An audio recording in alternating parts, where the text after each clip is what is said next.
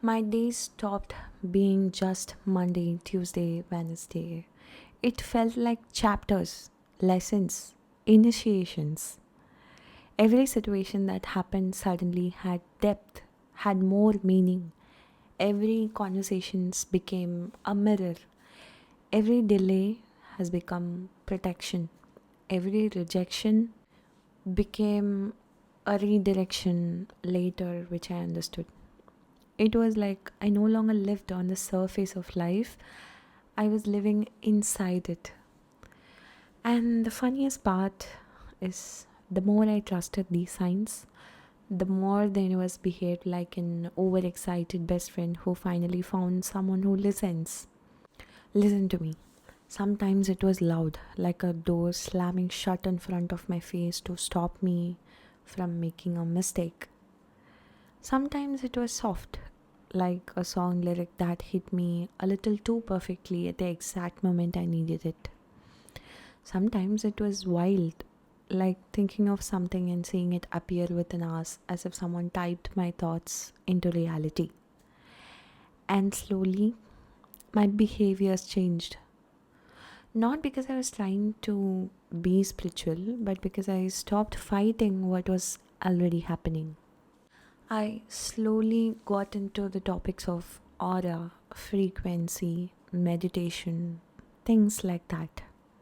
My Instagram algorithm changed, my YouTube changed. Every videos and every content that I see became relatable to being spiritual, meditative.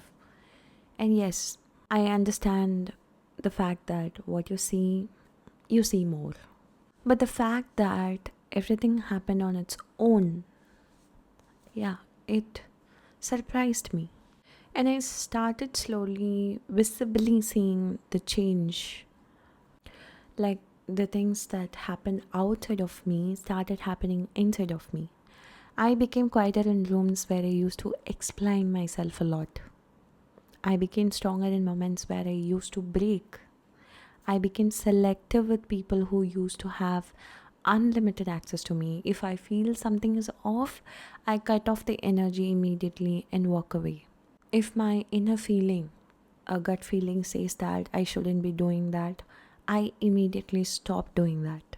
And if my heart wants to be somewhere or needs to do something, I immediately follow it and do it. Like I would be working and suddenly I'll get this urge to visit a cafe or library or to go to a temple. I would go there. Still, God hasn't completely come into my life or didn't believe in God yet, but I visit a temple for some peaceful moments, yes. Obviously, I would find answers there, like being in the right place at the right time. And this is where I started learning about intuition, the gut feeling that you have. That intuition is something that guides you from within, where you should be, where you shouldn't be, what you should be talking, and what you shouldn't, things like that.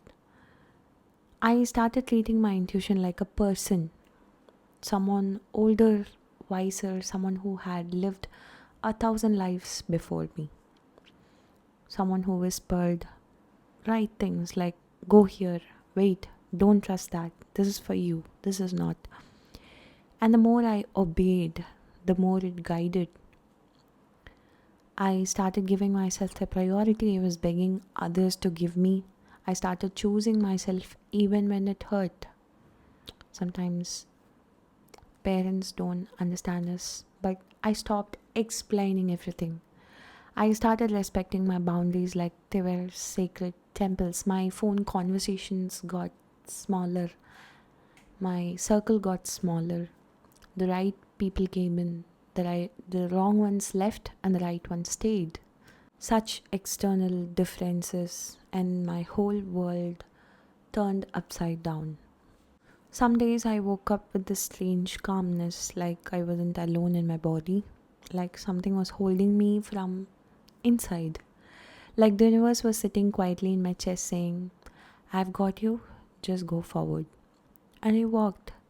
There was this some hope which I never had in my past, found me from inside, not outside.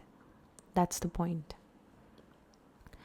I walked out of old identities, old wounds that made me cry every single night, and the tears somehow stopped. Old versions of myself who settled for breadcrumbs where she was meant for feasts. I walked into this new version of me who wasn't scared to disappoint people. In fact, it felt happy when I started disappointing people because I finally understood that disappointing others is always better than disappointing myself. My daily routine started changing slowly, like not immediately. It didn't become meditation, journaling, gratitude. No, my routine became trust.